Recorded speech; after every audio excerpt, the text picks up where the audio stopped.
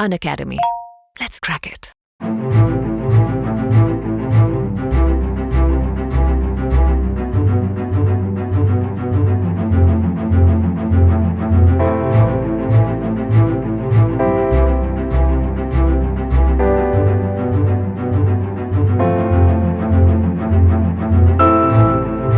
Walk you through some of the important tips that you need to consider that will significantly move your overall marks from let us say 50, 60 to 70. It is basically a 3-step process that we have.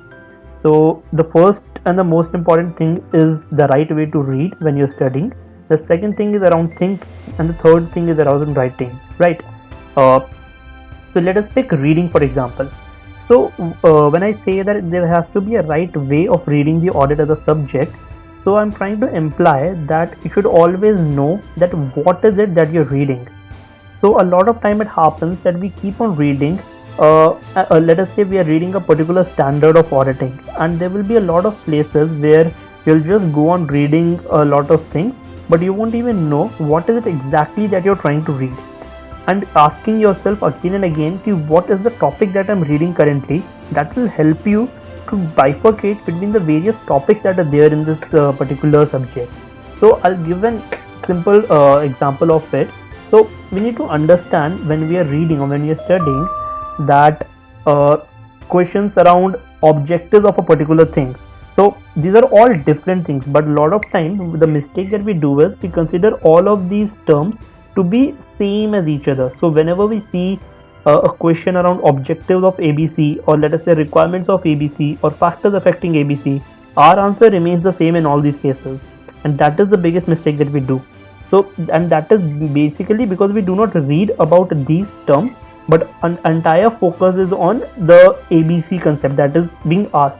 So there are a lot of questions that can be asked around a single concept.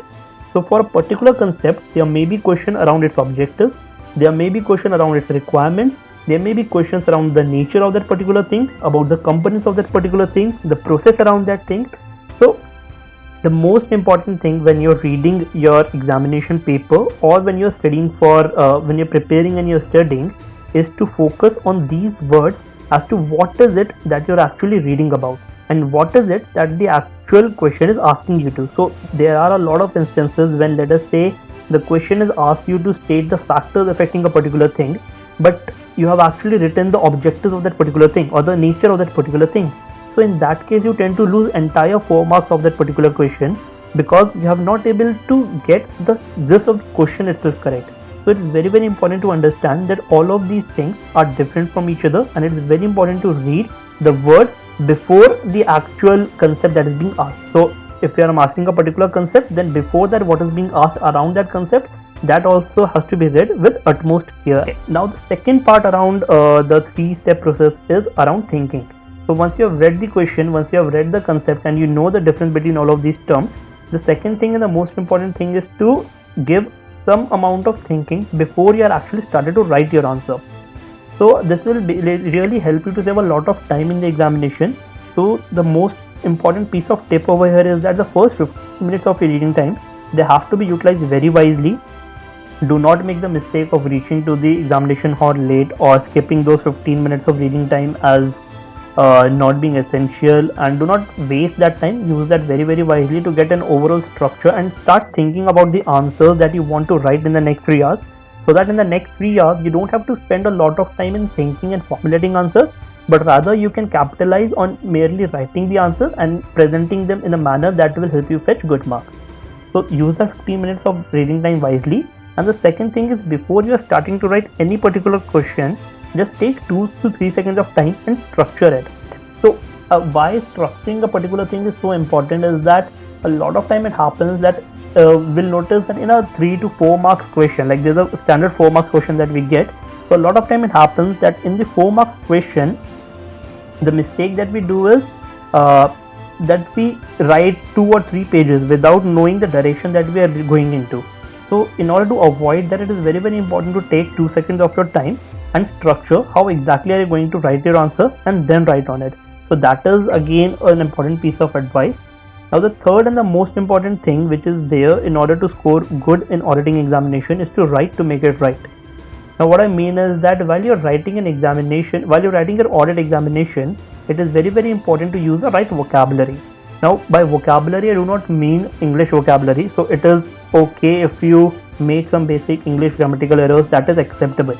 But what is not acceptable and what should be avoided by you, the effort should be to avoid, is that you use the right audit vocabulary. Now what is this audit vocabulary? So there is no specific set of rules that we have for audit vocabulary, but again there are a lot of things which are commonly accepted and it is always being said in a particular manner that will help you to get the overall understanding of how you have to present your vocabulary.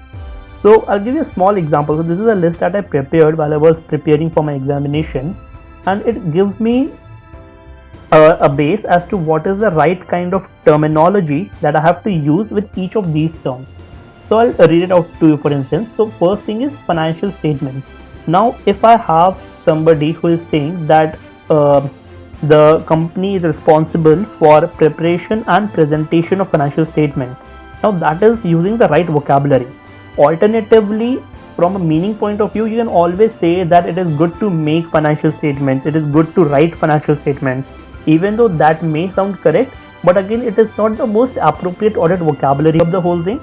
But if you keep using these terms, your answer would anyway sound a lot more professional than anybody else's. So keep this point in mind.